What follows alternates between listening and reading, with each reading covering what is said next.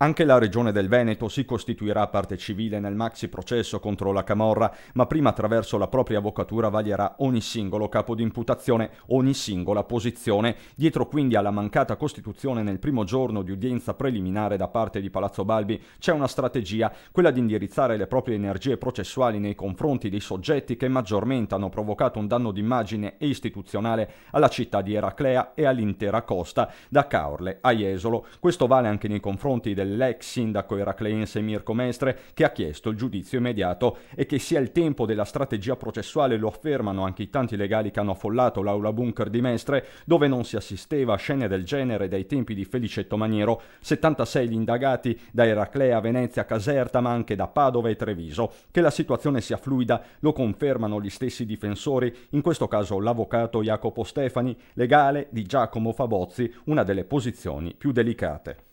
È ancora tutto in itinere e la valutazione verrà fatta all'esito di quest'udienza.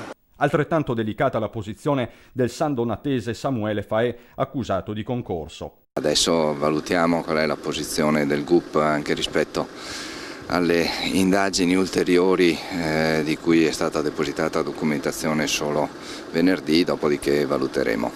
Ma c'è anche chi ha già le idee chiare, come nel caso dell'avvocato Enrico Tognetti, che difende un italiano e due stranieri, accusati anche di cessione di armi e droga, entrambi al momento irreperibili. Non ci saranno richieste di vita alternativi per nessuno dei tre assistiti.